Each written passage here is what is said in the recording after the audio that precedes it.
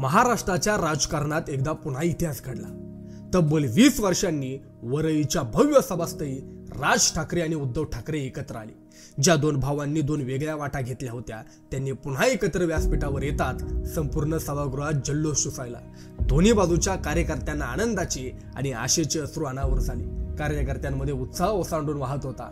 घोषणांनी वरळीचा डोम दुमदुमला होता आणि अनेकांना वाटलं की आज काहीतरी मोठं जाहीर होणार। 20 वर्षांनी ठाकरे बंधू पुन्हा भेटली। ही केवळ दोन भावांची भेट नव्हती तर एक राजकीय अध्याय पुन्हा नव्याने सुरू होण्याची नांदी होती। 20 वर्षांनंतर एकमेकांना भेटणारे कार्यकर्तेही एक वेगळाच आनंद अनुभवत होते। या ऐतिहासिक भेटीनं कार्यकर्त्यांमध्ये उत्साह संचारला असला तरी महाराष्ट्राच्या जनतेच्या मनात काही महत्त्वाचे प्रश्न निर्माण झाले। त्यांची उत्तरं अजूनही गुलदस्त्यात आहेत। येत्या काळात राज्यात स्थानिक स्वराज्य संस्थांच्या निवडणुकांचं रणशिंग फुकलं जाणार आहे। सगळेच राजकीय पक्ष यासाठी कंबर कसताना दिसत आहेत। ठाकरे बंधूंनी एकत्र येऊन मुंबई महापालिका निवडणुका डोळ्यासमोर ठेवूनच पावलं उचलल्याचे स्पष्ट संकेत मिळत आहेत। या भेटीचा मुंबईच्या राजकारणावर आणि एकूणच शहरी मतदारांवर किती परिणाम होणार हे पाहणं महत्त्वाचं ठरणार आहे।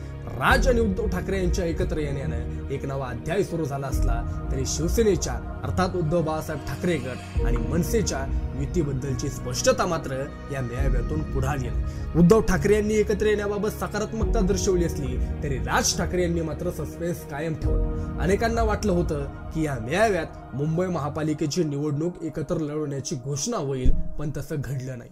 त्यामुळे येत्या काळात ठाकरे बंधू नेमकी काय भूमिका घेणार, युतीची अधिकृत घोषणा कधी होणार आणि त्यामागे कोणती राजकीय गणित असणार याबाबतची उत्सुकता शिगेला पोहोचली। ठाकरे बंधू भविष्यात एकत्र येणार असले तरी उद्धव ठाकरे यांनी महाविकास आघाडीतून बाहेर पडण्याबाबत कोणतीही स्पष्ट भूमिका मांडली नाही। विशेष म्हणजे वरळीतील या विजयी मेळाव्याला काँग्रेसच्या मोठ्या नेत्यांनी दांडी मारली तर राष्ट्रवादी काँग्रेस अर्थात शरदचंद्र पवार गटाकडून सुप्रिया सुळे आणि जितेंद्र आव्हाड उपस्थित होते। व्यासपीठावर उपस्थित असलेल्या इतर पक्षाच्या नेत्यांचा सन्मान करण्यात आला, पण महाविकास आघाडीतील समन्वयावर मात्र प्रश्नचिन्ह निर्माण झाले। यामुळे आगामी स्थानिक स्वराज्य संस्थांच्या निवडणुकांच्या पार्श्वभूमीवर महाविकास आघाडीचं काय होणार, उद्धव ठाकरे महाविकास आघाडीतून बाहेर पडून मनसेसोबत युती करणार का, या दोन्ही आघाड्यांमध्ये एक प्रकारचा सिमेंट साधता जाईल असे अनेक प्रश्न जनतेच्या मनात घोळत आहेत। उद्धव ठाकरे यांची भूमिका यावरच महाराष्ट्राच्या राजकारणाची पुढची दिशा ठरणार आहे। विजयी मेळाव्यात राज ठाकरे यांनी आपल्या नेहमीच्या शैलीत जोरदार भाषण करत